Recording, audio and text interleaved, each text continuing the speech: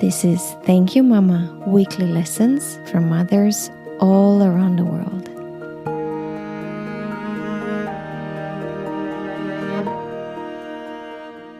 Hi, and welcome to a new episode of Thank You Mama.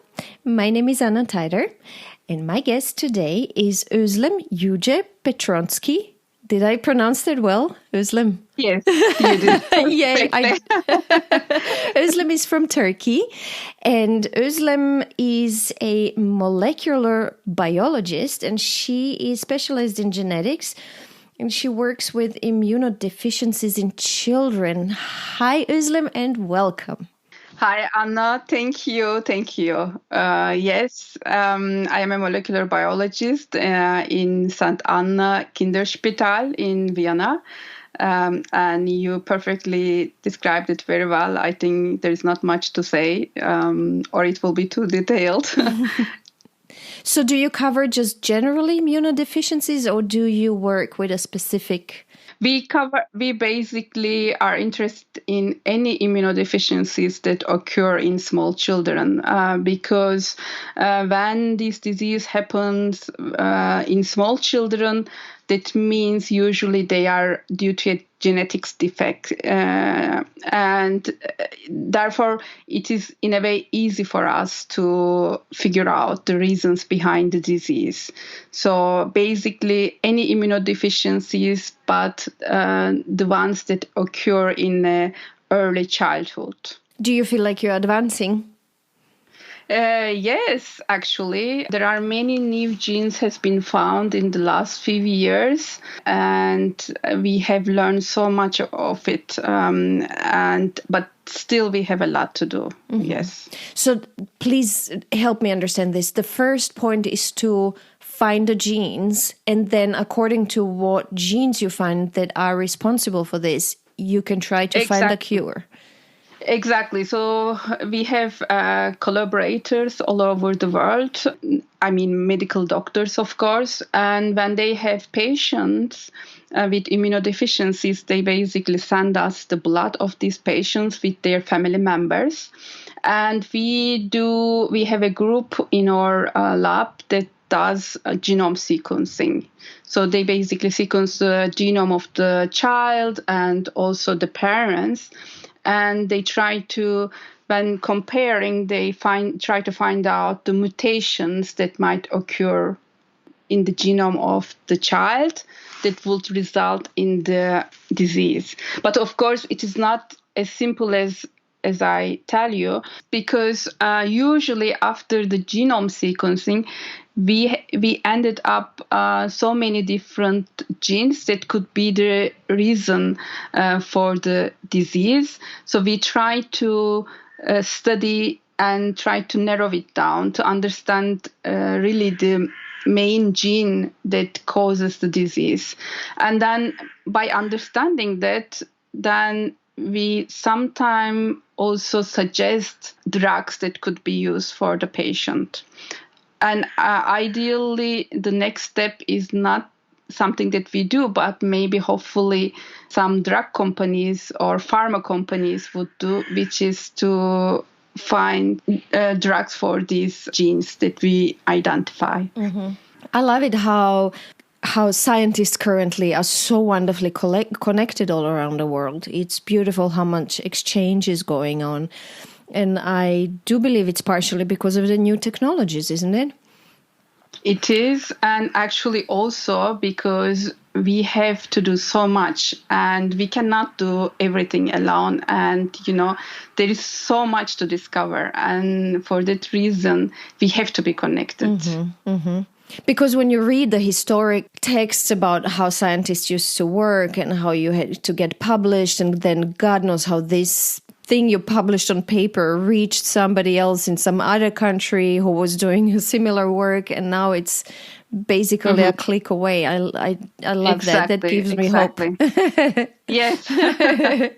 Özlem, let's talk about Mama Fatma, because you told me so much about Mama Fatma already, and I am very, very excited to share this amazing woman and her amazing lessons with my listeners.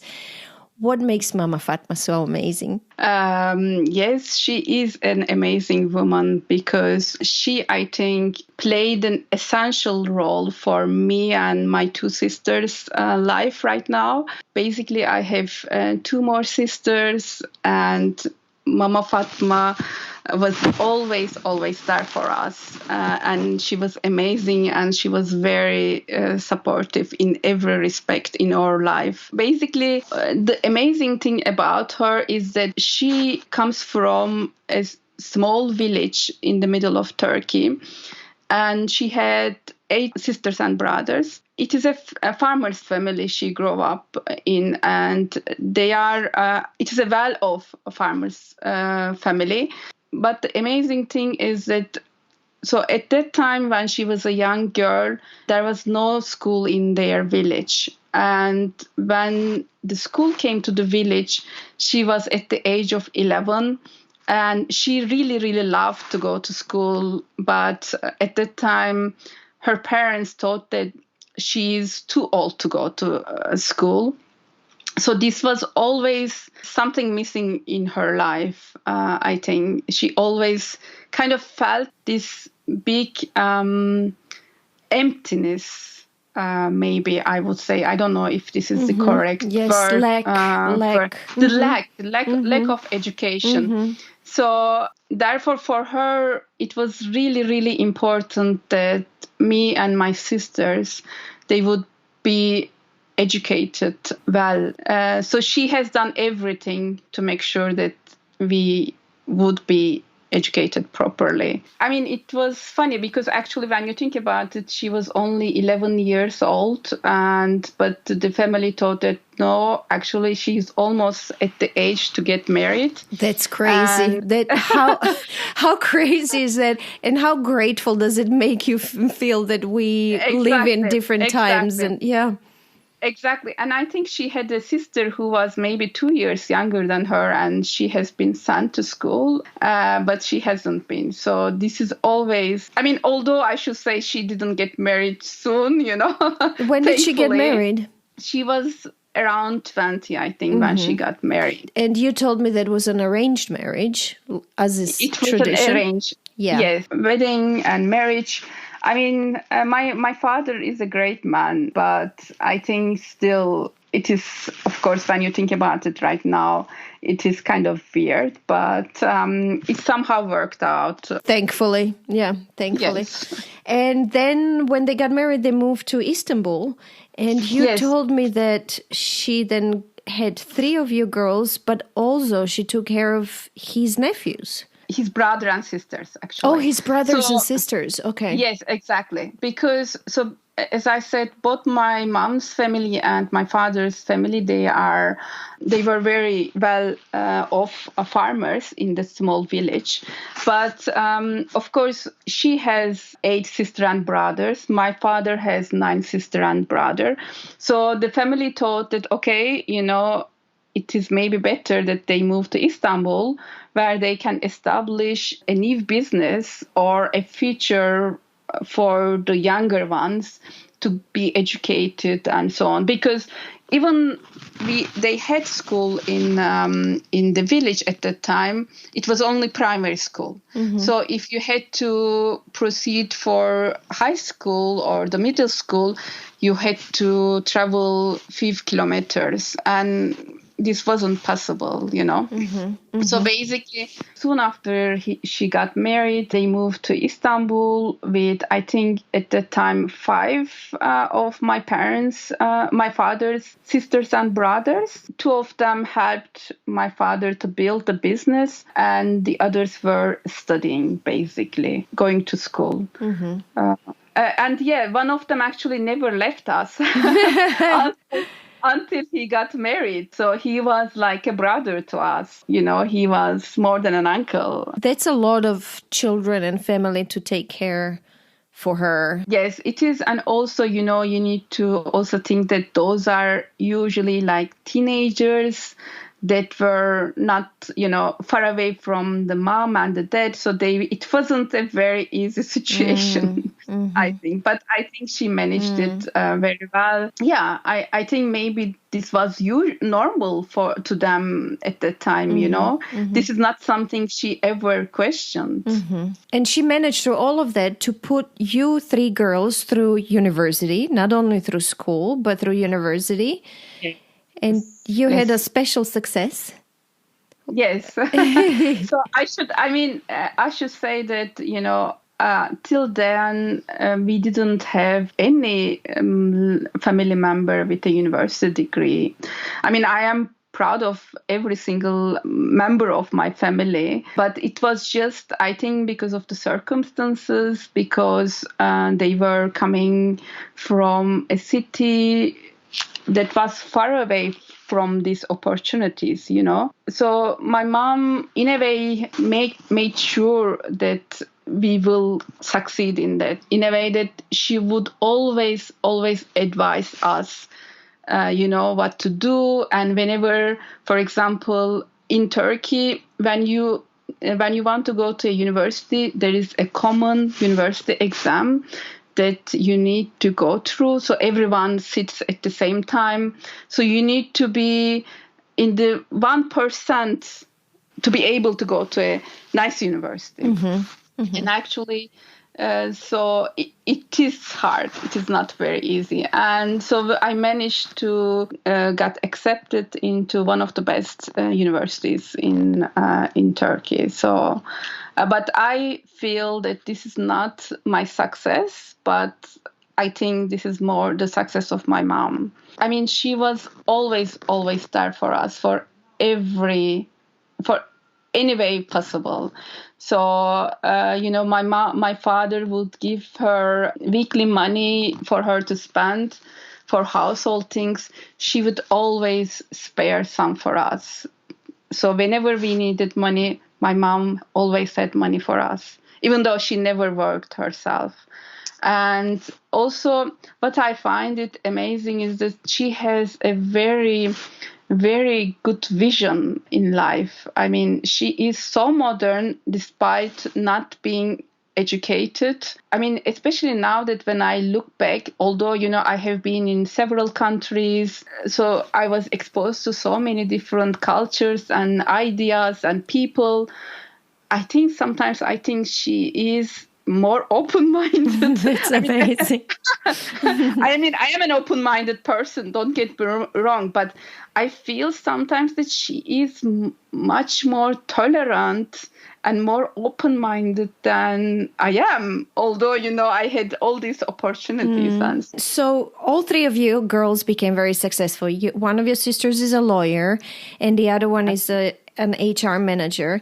And you did your PhD in Vienna, did you? I did. So this is also another thing, majority of my friends, after finishing the universities, they went abroad to do PhDs, or they wanted to. And then I wasn't sure, I was like, okay, do I have to do it? Or, do I really need this?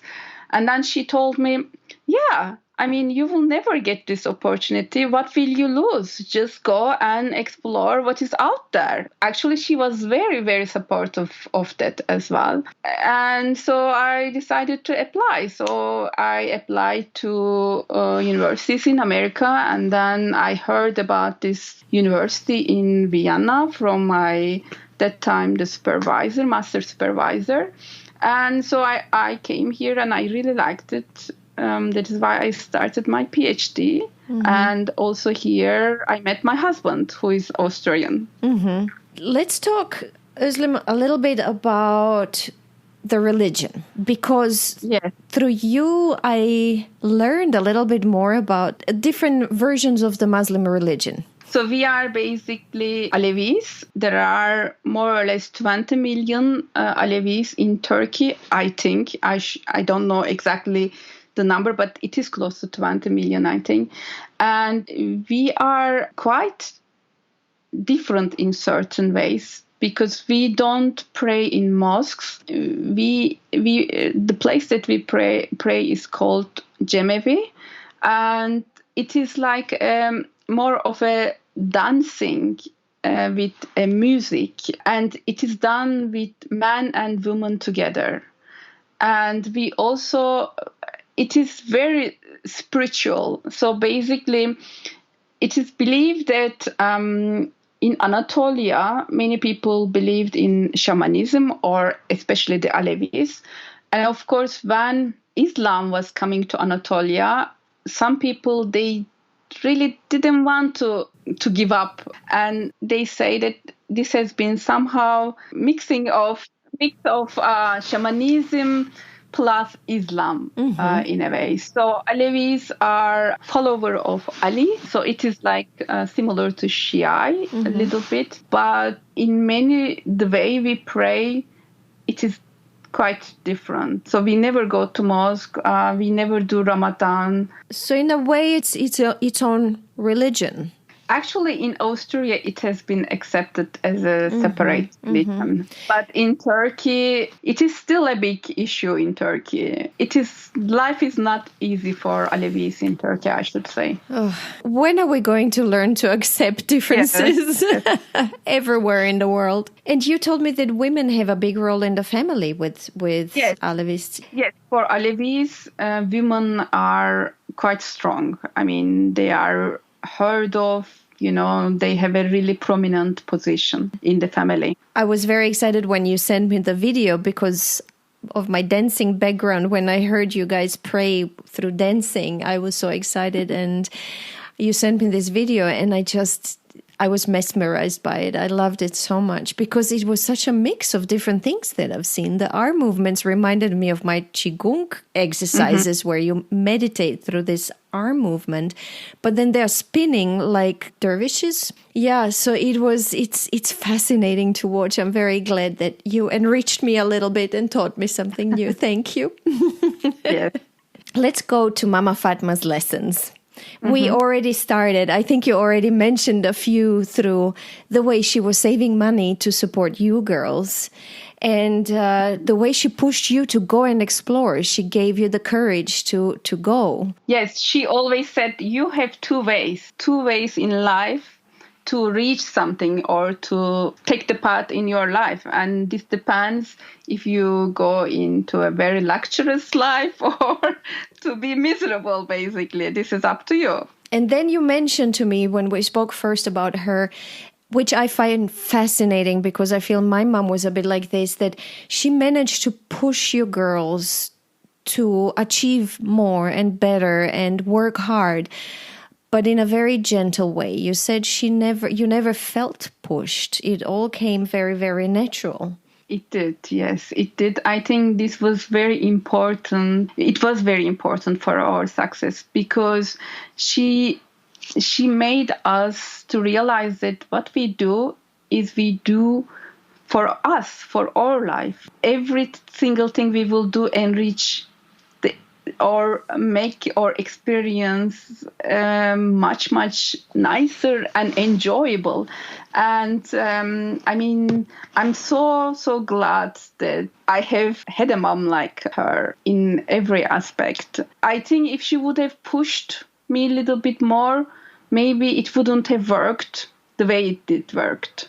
So she was very successful in a way that she makes you realize actually that it is for you. She is so amazing with motivating young people in a gentle way that you told me you ask her sometimes to talk to your teenage son. Yes, because she makes it so gentle. I mean, it is in a way that she gives you your space, but you also understand her, very well. I mean, she just is really good with this. So yes, I told her, I said, can you please talk to my 14-year-old son and, advise him this and this way, because she really does it very well. You don't feel that, someone is pushing you or pressuring you to accept her or her idea, but it kind of develops it in a very nice way. I don't know how to explain. So that means that he understands Turkish? Yes, so both of my boys, they can speak Turkish, English, and German. That's fantastic. That's such a big Yes, treasure you gave them yes, with yes. different languages. We had another one that was fantastic and that you mentioned before, which was not judging people, that she's absolutely not judgmental. And in pack with that, you told me an important lesson of not holding a grudge, of letting go. Yes, I think maybe the reason why it is so easy for her to talk or deliver the message nicely is because you can feel that she's not judgmental at all. Like every time, we ladies, we like to gossip about people and so on. Whenever we want to go, you can never gossip about anybody because she is always on the other side.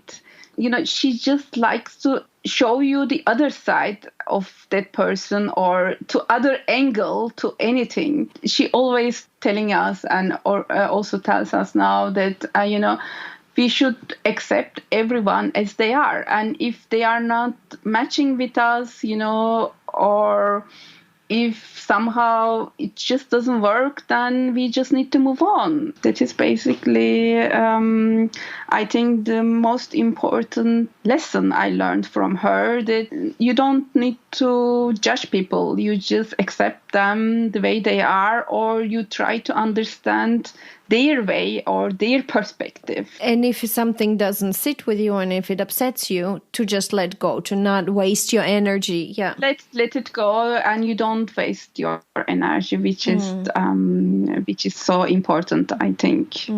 It's not easy for me, but I try, at least I try to be with her, like her. And of course, the main thing is that she taught us we have to be honest. Everything we do, our life. I think also this is actually one of the idea about Alevi culture as well. You have to be honest. I know that next to honesty, I have in my notes, do things in a right way and everything will find its place. That sounds fantastic to me and important. I forgot in which context we talked about that. I think this was also related to, just be honest. And then, if you have trouble and so on somehow, or if someone is still nasty to you or mean to you, it just finds its way, you just let it go, let it to the God. She's a big believer in God. So she would believe that, at the end, things will work out, and it has been true in my case. I want to connect open-mindedness to no judgments. I think this is a huge thing. And when you talked about it, it amazes me. We always have to remember where she comes from, that she comes from a farm somewhere in Turkey, and she was not exposed to a lot of different things and didn't have an education. And then you mentioned how open-minded and accepting she is. And you told me about your Christian husband, whom your parents, Yes. So basically, when I moved to Vienna, some people who has already lived in abroad, like Germany and so on, actually they asked my mom, okay, now she is moving to Vienna. So how would you behave, or how would you feel if she comes one day and says, okay, I would like to marry this Austrian guy. And at the time she told them, well, what can I do? It is her life. It is her choice. And so this happened 2 years after I moved. I went home with an Austrian guy and I said, I am going to marry. They were, both my father and my mom, they were very, very open to him, to my husband. And it has never, ever been an issue in our family. And then, I have my 2 boys. Basically, when I had my older one, for some time, we weren't sure what we wanted to do with their religion. And then my husband is also very open. He is Catholic. So at the time we moved to UK, and we find my son a space in a Catholic school. So then the question arises again. So do we baptize him or not? I had mixed feeling about it because, although I haven't grown up with a religion at all, like, of course, I'm a Levi, but the religion was not a big part of our life. And I wasn't sure about if I wanted my son to be Catholic or not. And actually, also, it was important for me how my family felt about it. So I remember very well, I called them and I told them about the situation, that we have enrolled him to a Catholic school and we are thinking about what to do. And then they both said, it doesn't matter for us. We will not love him less if he's Catholic. So just you live in that country, you need to make it easy for him.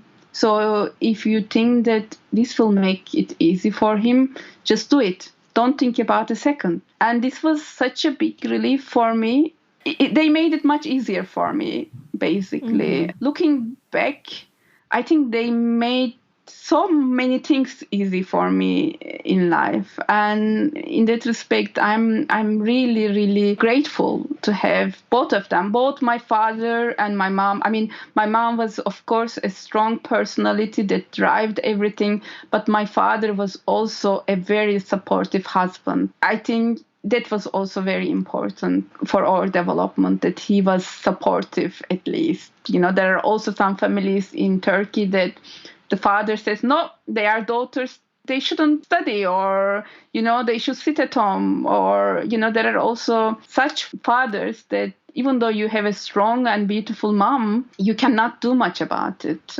So I'm very grateful to have both of them. Yeah, we did not talk about that, how actually hard it is not only to be a woman in a country like Turkey, but also to be a mom of 3 daughters, and how...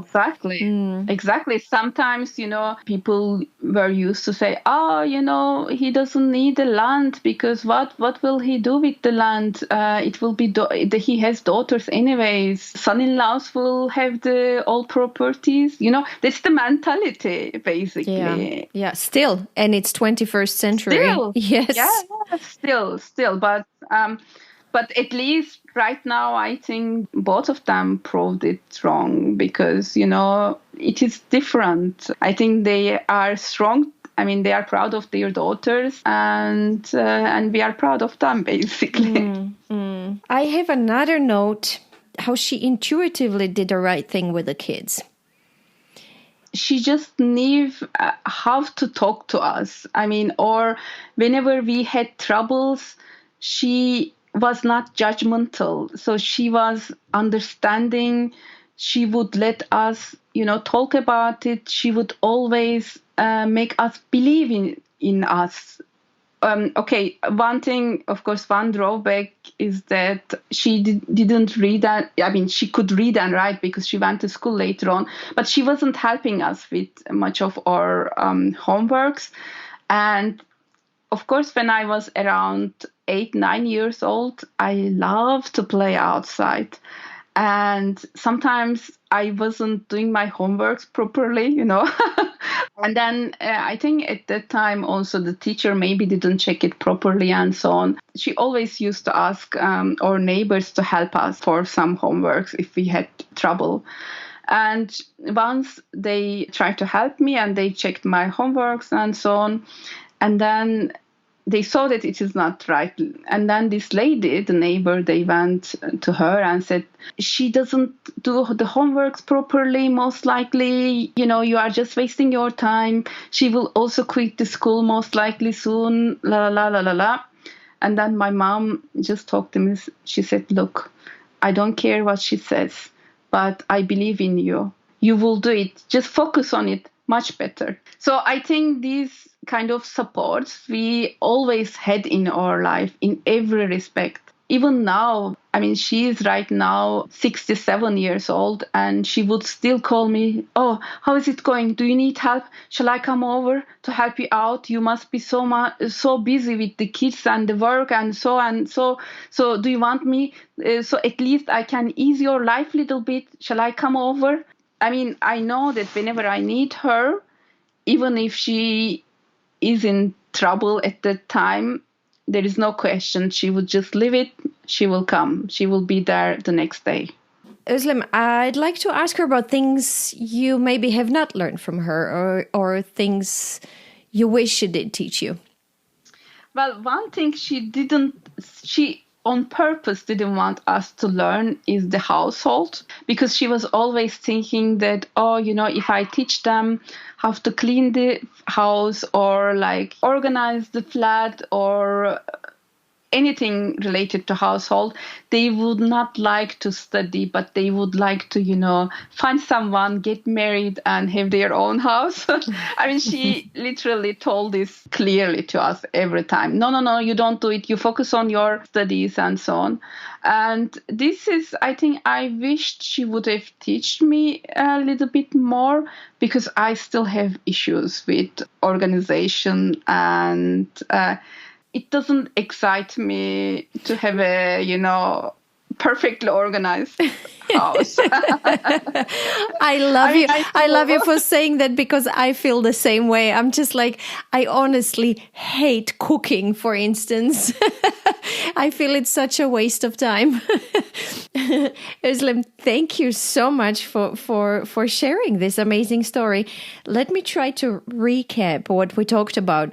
So we talked about her strength and her always encouraging you to go and explore and be the best you can be for your own sake. And we talked about how she managed to do this in a very gentle way, and you never really felt pushed, really. And I think beautifully connected to this is her ability not to judge and to connect with people and always see the other side. And her big lesson about, if you don't agree with somebody, or if they hurt you or upset you, don't waste your energy on it. Just let it go. Either accept or just let go. Honesty, which you mentioned is also part of the Alevi culture. Open-mindedness, and how they always accepted changes and accepted your moves and to different countries, and your husband who comes from a different culture, and how they basically just supported you with their open-mindedness to achieve the best and live the best life you can. I think they trusted us. I think this is maybe the key thing, and they made us feel that we are, they trust us and they respect every decision we take, basically. Respect. That's it. And her modern vision in life, which I'm still amazed with, that she managed to have this vision for you ladies. Did I miss anything? Yes. No, you perfectly summarized it. And Anna, I really, really thank you for this opportunity that I could talk about my beautiful mama, Fatma. And I am, as much as she is proud of us, and we three of us are proud of her in every respect. She's not educated, but she has always a vision much stronger than many other educated people. And three of us, we are proud of her. Thank you so much for being my guest, and thank you for sharing her. I think she's such a big inspiration for how we can just jump across our own borders and enlarge our world and our children's world. Thank you for that. Thank you. If you enjoy Thank You Mama and want to help it grow, please take the 2 seconds to leave a 5-star review on Apple Podcasts. It really helps. If you'd like to get in touch, you can send me a mail at info@thankyouMama.net. You can also find me on Instagram, Facebook, and Twitter under Anna Tajder, that's Tajder. This was Thank You Mama. Come back next week, subscribe, and tell your friends.